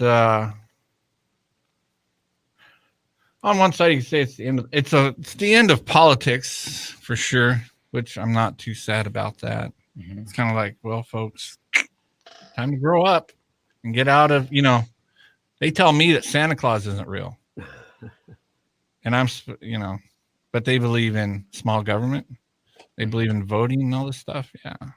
That fantasy's long. Bye-bye. Well, the thing is, I hear people, I've seen it on blogs and stuff like this. The American patriots are talking about picking up arms and going against our illegitimate. What are they calling him? What is the king called? That illegitimate. I don't think a we can use usurper. those words. A usurper. Oh, okay. You can't use it. Yeah. No, a usurper. And it's like I would just like to encourage that people not think about using violence to turn these people away or to engage in that, because that's not going to do any good. That's just playing right into their game. They want that. That's part of the expectation. It's like when Napoleon entered Russia, he expected the Russians would fight back, and they didn't. Yeah. So go against your enemy's expectations. Your enemy expects that you're going to fight back, that you're going to resist. And that we were talking about non-cooperation as well, or revoking your what is it? Your removing consent. Removing consent. Yeah. Resolve to serve no more. And people will say, well, you got to obey the law. And it's like, well, what's the law? Law is a one-sided contract. Here's a sneaky little tip. Don't. The whole point of this last year was to normalize violence. That's the whole point. And get everybody locked up, angry, destroy your business, destroy your finances, destroy your family. You can't go to your father's or mother's funeral. You can't go to watch your baby be born. Okay, we can burn towns down, right? That's what they said. We can burn towns down, and it's virtuous. You aren't allowed to scratch your nose. And then, once somebody does scratch their nose, bam, down comes the hammer. Yeah, I was listening to a guy call into a talk show yesterday, and they were discussing the invasion there.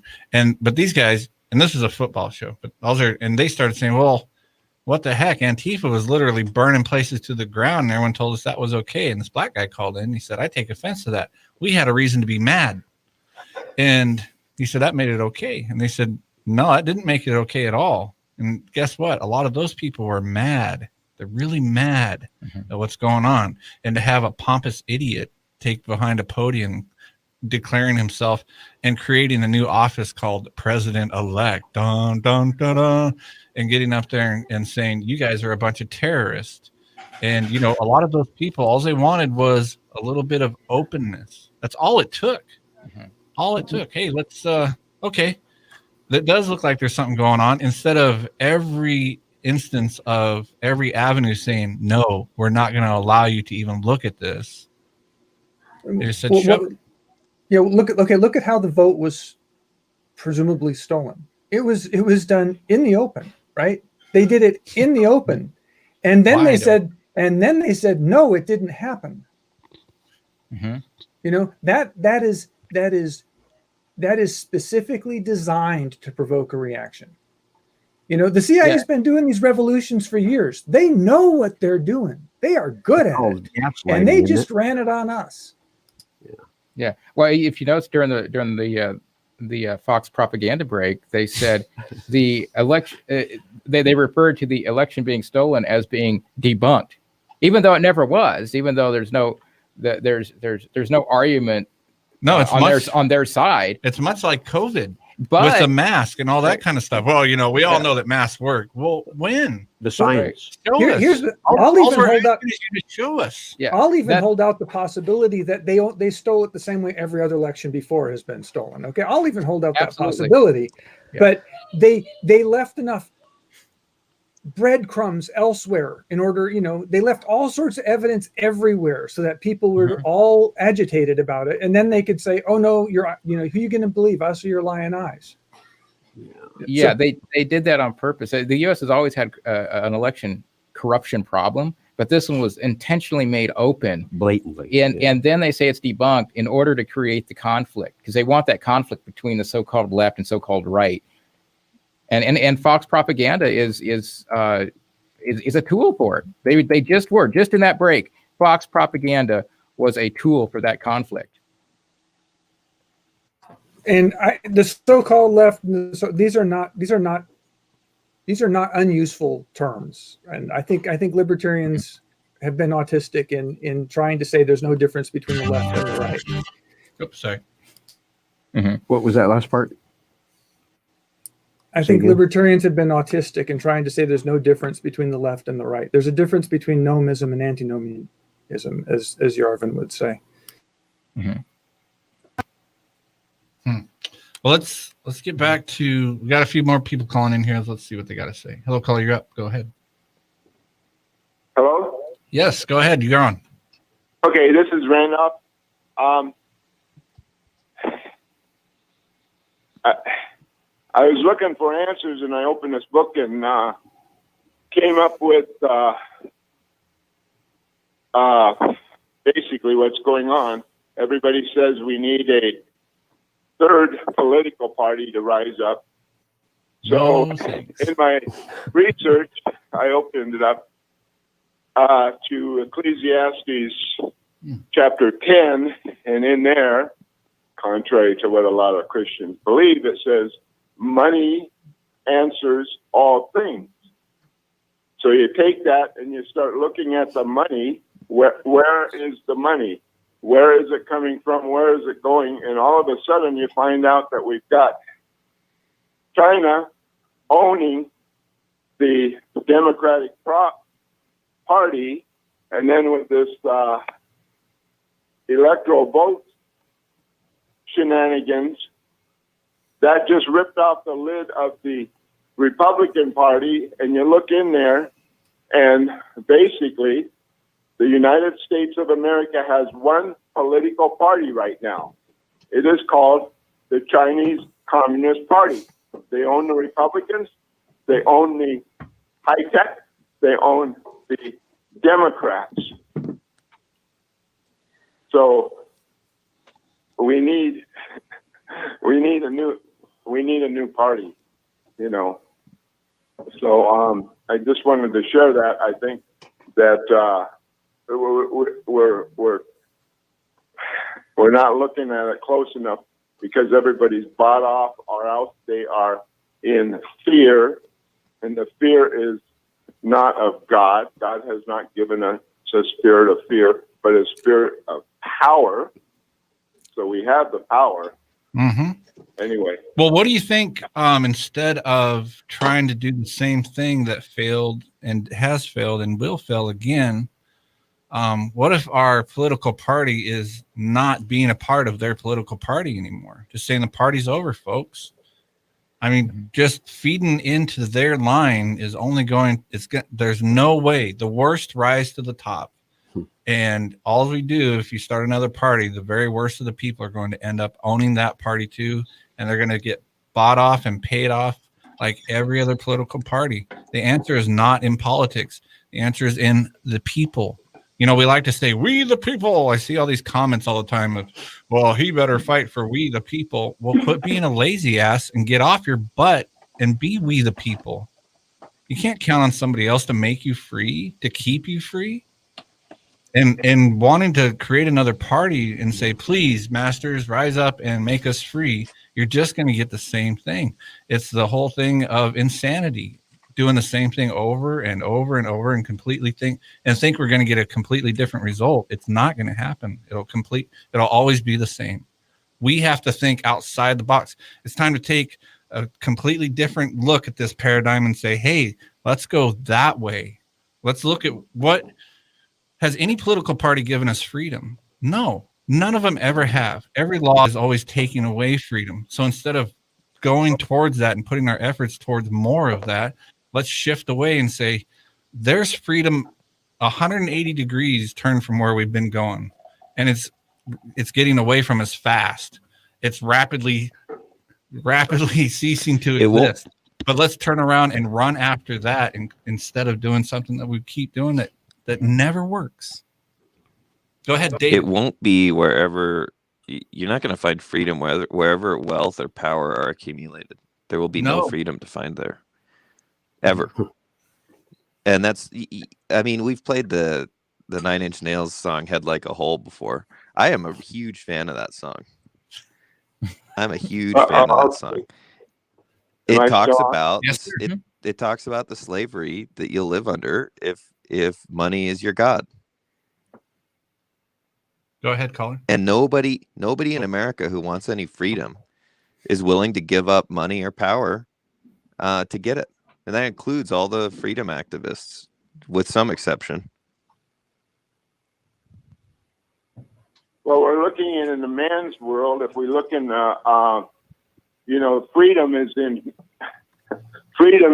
Christ, and freedom is those who overcome what's going on. So we have to look at in it, not in a religious sense, but in a spiritual reality sense, a divine spiritual reality, that God is in control of everything, and start acknowledging it and surrendering to Him. And we would agree, which freedom comes from Christ. I absolutely agree with that. That's why I don't need a political party.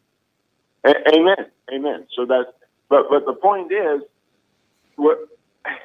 believe it, when you stop and think about it in 2020 vision, looking back, the fact that all the electoral things, I could not believe that all these people switched, that they were all bought off by the communists. Basically, if you follow it all down, the communists own everything. They control everything, So we know that. Well, why worry about it? Well, the point freedom is, comes in why Christ. worry about it? Spirit of fear. Yeah. Well, let me What do give you mean? I mean, this is the same in medieval Europe. You had the same issue. If you wanted shiny stuff, and you wanted to identify with a sports team that won all the time, that wore shiny stuff, the shiniest knights, you had to go live as a peasant. And your option was, if you wanted to be free, if you wanted to be a freehold landowner, you didn't get any of the shiny stuff, and you didn't get a good sports team. That was the choice. That's the choice now. The Basque, if anybody wants like a very interesting history lesson, I would suggest reading about the history of the Basque. The Basque have never done anything substantial as far as historians are concerned. They've just managed to remain free for like the last 5,000 years. It would be worth looking into how the Basque choose to live. They live on land that no one wants. They speak a language that no one else speaks. And they have a value system that no one else shares. And it's centered around their community and their language and their traditions. And they don't care if people don't acknowledge them because they're not rich and powerful.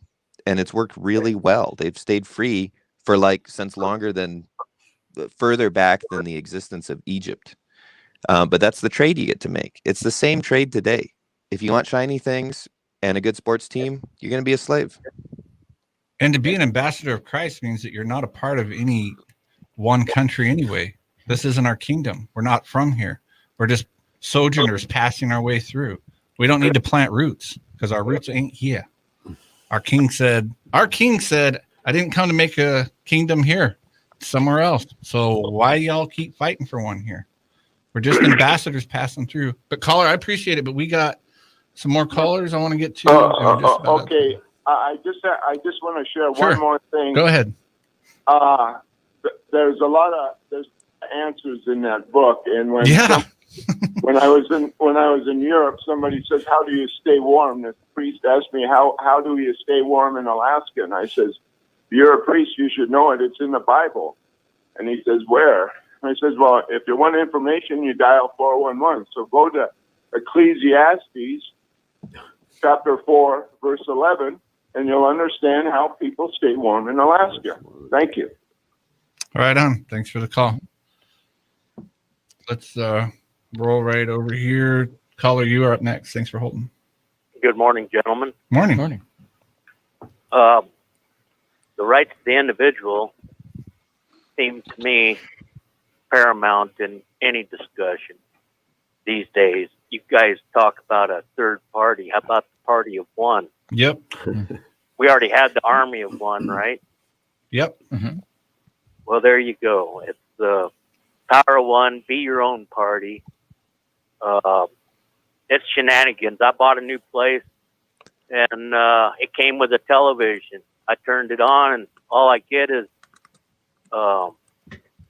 there's like 6 stations that I get, and they're all from the university there, and they're quite socialist in nature, all of them. And it's disturbing. I turn it on, and for just a little bit, the TRIOT channel is my favorite of the bunch. and but occasionally Nova or what have you comes on. But to someone who hasn't watched television in over 10 years, it's mind-boggling. Anyway, you gents have a good day, and appreciate you still being on the air. It's good to hear from you. All right, bye-bye. Bye. Thanks. Ecclesiastes 4:11. We're going to start at Ecclesiastes 4:9. Two are better than one because they have a good reward for their toil. If they fall, one will lift up his fellow. But woe to him who is alone when he falls, and he has not another to lift him up. Again, if two lie together, they keep warm. But how can one keep warm alone? And then, though a man might prevail against who is alone, two will withstand him. A threefold cord is not broken easily. Let's go back to the last call here. Hello, call. You're up on Patriots Tonight. Hello. Go ahead. Hello. Can you hear me? Hey, I got a couple of quick comments. One, I wanted to give a plug for a ministry that's just doing a prayer thing, and the guy's got a, long-standing reputation. He's been a minister of the gospel for a long time. It's a prayer. I think his focus has always been prayer ministry. I don't think he's a pastor, but and it might be encouraging for Christians and other people that want to check it out. It's just called Give Him 15. And of course, they're praying for the nation and the election and all this stuff. And it's a lot of good, encouraging words. And he's associated with other people with long-standing reputation, Christian leaders. And so Give Him 15. You can find it on our favorite places like YouTube and whatever, Google it, or the places that you mentioned, definitely. But Give Him 15, it's Dutch Sheets if they wanted to plug his name in Dutch Sheets. And I definitely agree with you guys. A third party might be okay. No parties, decentralization totally would be awesome. Come on. And you keep preaching that one. Yeah, it's the darn thing. The example, like I'd have to research a little bit, but I can't think of every government that doesn't end up like ours. It continually grows and turns into a tyrannical force, right? It's the nature of it. And it never changes. I mean, throughout history, that's example, learn from history, right? So everybody who just thinks that the government is the answer to everything, I mean, they're totally deceived. But anyways, thanks for the show. Appreciate it. It's good to hear from you, man. Yeah. So you guys, God bless. And again, Give Him 15. So anyways, take care. God bless. Thank you. Thank you. Appreciate that. Well, shoot, we got a little more time if you still want to call in. 907-458-8255 is the phone number. He was talking about how governments divide and, pit us against each other. Well, and he's saying throughout history that's happened. And, that's true. You can't help but have that. I mean, when they can, they promise to give you all these things. So when you go and vote for these people, we talked about this earlier, that you're voting to get something. Mm-hmm. And you're voting for, not necessarily you're going to get something physical, but it may be, they're not going to take as many of my rights away or whatever they promise. And so, they naturally pit us against each other through this forced coercion, stealing our money from us, that they call taxation. And so it's it continuously builds. You always will get to this point. Yeah. Always. And we have not, but you look at how many people have raised Trump up into a position that he did not and does not deserve. Mm-hmm. He is a sick man who's on his third wife, who cheats with porn stars and pretty much anything else. And, was pretty blatant about how he feels about women. And yet he's held up by the Christian community to be the second coming of Christ. Yeah. And the only way that we can have freedom, that God put him there, finally, the survival of the union, Trump. And now he's gone. You put your faith in man and you're going to get put down again. The same thing, the Second Amendment, where people were doing, we got to have Trump about us because he banned bump stocks and was doing other things that he was trying to get past. Right. And, you want to put your trust in man. He was actually pretty bad on the Second Amendment. Wait, remember? And tax and spending. Holy smokes. Yeah. He spent more money than anyone. And guess who we can blame for the COVID thing? I don't blame him for the deaths, but for allowing the lockdowns and the mask craze and all that stuff, thanks to Trump. Hey, I got a He didn't question put for his you. foot down. Since this is the first show of the new year, right? Shoot fire. Second of the new year. Okay, Oh, second. So, Yep. So real quick, what's your predictions for 2021? I have none. None. I don't have. I have a clue. What's I going to have happen. one. I have one. Federal spending is going to increase exponentially. Yes. No, I have no idea what's going to happen, and I just, it's a crazy thing, and I'm the chief one of it. But to worry about things you can't control will drive you nuts. And we have to relearn how to not worry about that. Social media and big media and everything's made us think, and voting in particular has made us think we have control of this thing 5,000 miles away. No, we don't. We don't even have control of what's going on at our neighbor's house because that's his house. So we can't really, we have to stop fretting about it. Worry about and don't even worry about it. Control the things that you have control over. React to the things you have control over. Be proactive in the things you have control over. Otherwise than that, you're wasting your time and you're driving yourself nuts, and you're probably putting yourself on some kind of stupid medications to get through life. And that's what politics will do to you. Let's take one more call here. Cool. Hello, caller. You're up. Go ahead. Hi, this is Anonymous Caller from Fairbanks. Hello, Anonymous. Ooh. Are you the one that wears the mask? Only when I'm at work. The Guy Fawkes mask? Oh, only when at work. Good one. Go ahead. So, listening to what you guys are talking about, I'm loving it. I just wanted to put a message out there to be prepared. What we saw in 2020, we're going to see worse in 2021.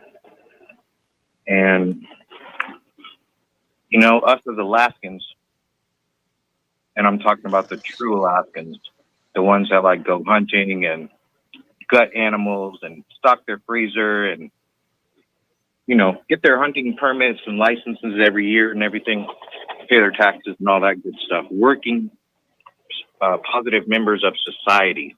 Those true Alaskans, the elite Alaskans, need to be prepared. I agree. I've got to have to let you go because we're at the end of the show, but I appreciate the call. We went through a dry run last year, so don't get caught with your pants down and don't have any toilet paper. Be proactive. The most important thing. Yeah. Some of the things that happened in the past, so you should be much more prepared for anything that comes up in the future. We always give them the credit and say, oh, it's a dry run for something worse. We'll take advantage of it. Let's see you next week, folks. Thanks for tuning in, and we appreciate you all. Be safe and be cheerful. Be proactive. In fact, next week we'll take calls, and I would like to hear what people listening in particular are doing. We get asked a lot, well, what should we do? What are your plans? What are your plans? What are you doing? Little things, even a can of food. See you next week. Going normal when the plane vanished. The flight crew gave no indication of trouble. You won't find any new tweets from @real Donald Trump on Twitter. He's been permanently banned because of comments following the Capitol insurrection. A lot of people coming to Trump's aid, including former UN Ambassador Nikki Haley, who says silencing people, not to mention the President of the United States, is what happens in China, not our country. #unbelievable. Fox's David Spunt. America is listening to Fox News.